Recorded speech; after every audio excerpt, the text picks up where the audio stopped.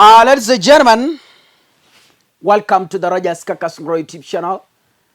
A big thank you to each and every one of you for your continued support. I did not manage to be on air on Wednesday and yesterday evening.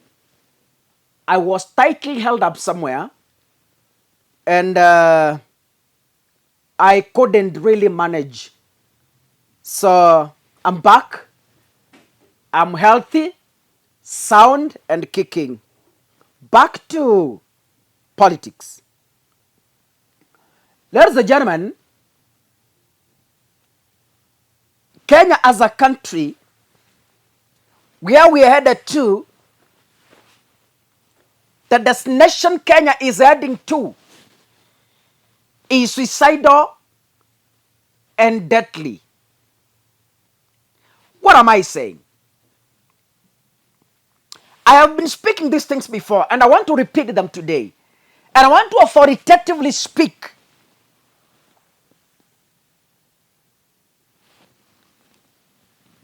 Ni nani anajua shida zetu? Ni Ruto. Ni nani anajua shida zetu? Ni hasla. Hawa mahasla wadogo walifikiria kwamba hasla mkubwa will come to change their lives from worse to better. That is why you heard people saying, wachana na Raila Odinga. Raila ni dynasty. Baba yake ni dynasty. Haelewi shida za mahasla. Huyu mjamaa anaitwa Uhuru Kenyatta, ni mtoto ya president. Haelewi shida za mahasla. Wachana na yeye, huyo ni dynasty. Mtu anaelewa shida zenu ni mimi William Ruto, hasla mwenzenu. Kwa nini? Baba ya Raila anajulikana, ni Oginga Odinga. Baba ya Uhuru Kenyatta anajulikana, ni Jomo Kenyatta. Baba ya Ruto hajulikani. Mimi ni hasla mwenzenu. Okay. Ni nani anajua shida zetu? Ni Ruto. Ni nani anajua mateso yetu? Ni hasla. Watu wakaimba, wakasema sisi hatutapangwa. But let me tell you, if there is a time since independence that Kenyans are going to feel the pain of a leader who doesn't care, is now. This season. Now, the divorce that is going to be, experienced between hasla mkubwa na hasla wadogo is so huge. The disintegration that is going to be experienced, no one ever will reconnect it again. The disconnection I am feeling in my heart, oh, it's only God who knows. Parents, I'm also a parent. Maisha ni magumu. We have a tough life ahead. I'm speaking this not because I supported Azimio. I'm speaking this from what I am seeing happening in this republic. Let me give you an example. Today, on the Daily Nation, dated Friday, October 27th, 2023, a sub-headline, learners in institutions have only been paying for lunch, meals. The cover page headline. and it's in bold. Na hii font is about 16 or so.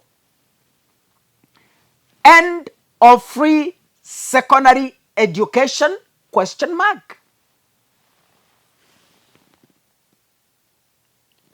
Crisis. Under pressure from impatient suppliers,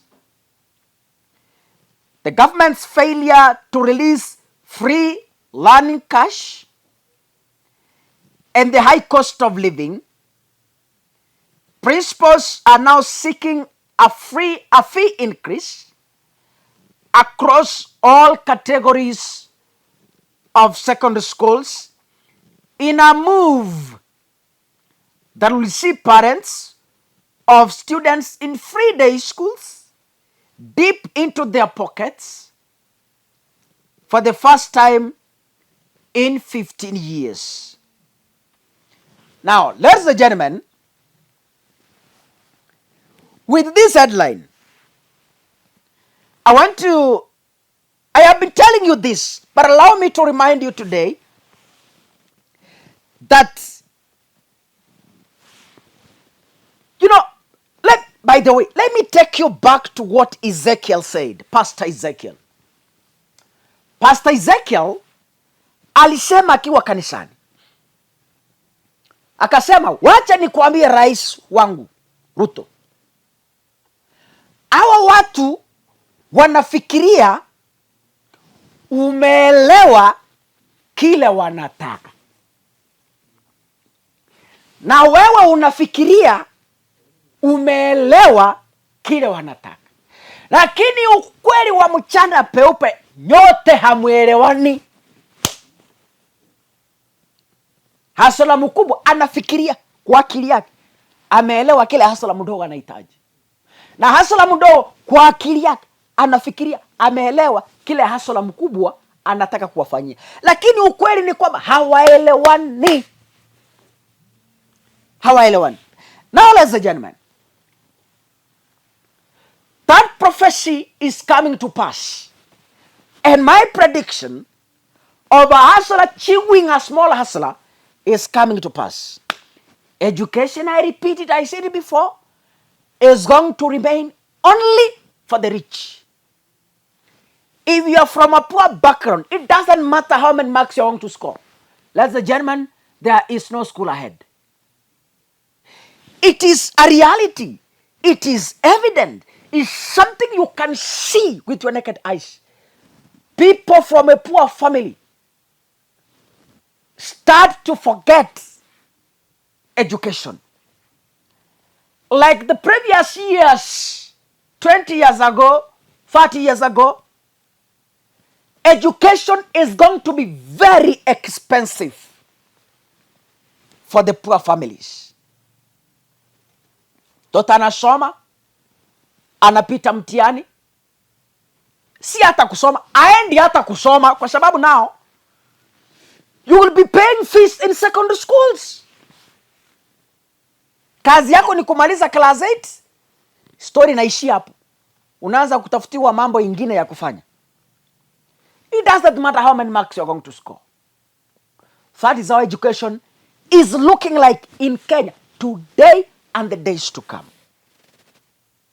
So, wale mlikuwa mnasema maisha serikali inayokuja ni ya mahasala, hamukujua serikali ambayo ilikuja ni ya matajiri. They don't care about what a hustler will say. They don't care what a hustler will do. As long as they afford. Kwisha maneno. Hii serikali mulidanganywa, si ya mahasala. Hii serikali ni ya matajiri. And I want to send a message to William Ruto in State House. Listen, William Ruto. You can cheat people. You can lie to people once, twice, 3 years. Let me tell you, you cannot lie to people all the time. There comes a time when truth prevails. And such a time is not far. You keep following what America is telling you. You keep following. The time Kenyans will decide, America will be nowhere to defend you. What they can only give you is accommodation, a good hotel, you rest there as Kenyans run their duties here in Kenya. Free advice. How I wish you stop listening to America and listen to Kenyans themselves. In that, your leadership will prosper. There is a verse in the Bible that says, I have forgotten that verse. I want to look for you.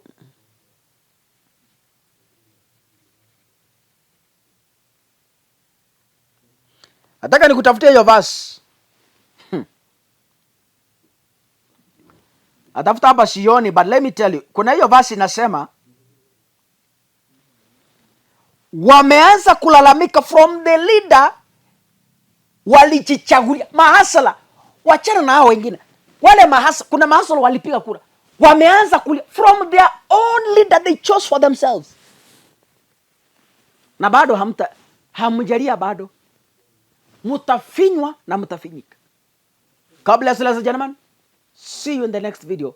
Asanteni sana.